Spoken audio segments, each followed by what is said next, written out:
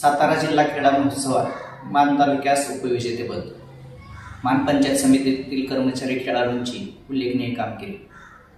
सातारा जिल्हा परिषदेच्या मुख्य कार्यकारी अधिकारी माननीय यास्नी नागराजन यांच्या संकल्पनेतून सातारा जिल्ह्यातील सर्व कर्मचाऱ्यांच्या सक्षमीकरणास वाव मिळण्यासाठी क्रीडा महोत्सवाचे आयोजन करण्यात आले होते। यामध्ये मान तालुक्यातील खेळाडूंनी क्रीडा महोत्सवामध्ये क्रीडा संचलन, सांस्कृतिक कार्यक्रम त्याचबरोबर संचलन यामध्ये उल्लेखनीय कामगिरी करत मान तालुक्यातील खेळाडूंनी द्वितीय क्रमांक पटकावला।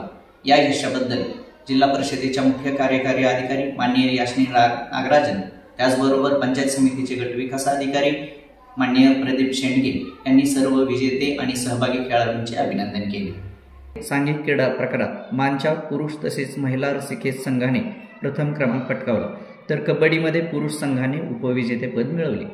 क्रिकेटमध्ये पुरुष संघाने तृतीय क्रमांक पटकावला।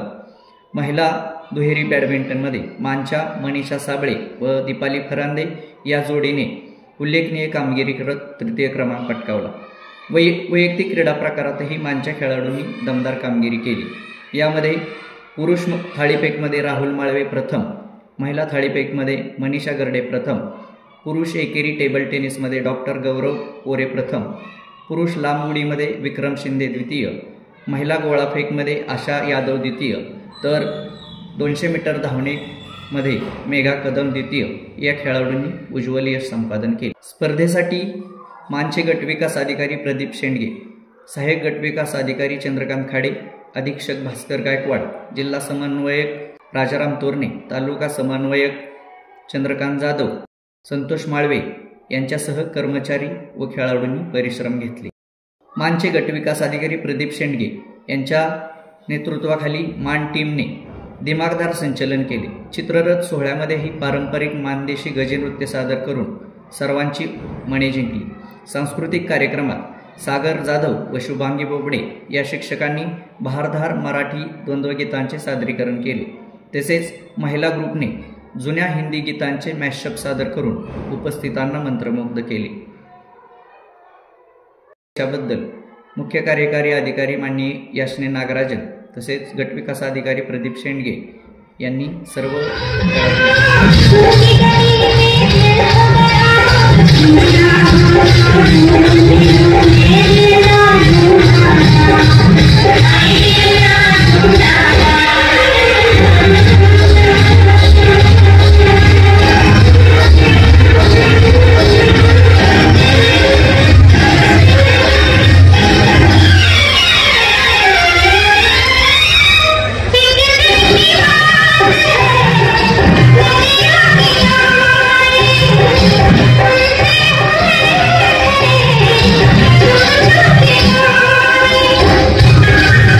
शालेय वार्तासाठी आनंद बडवे, केंद्रशाळा वावरे।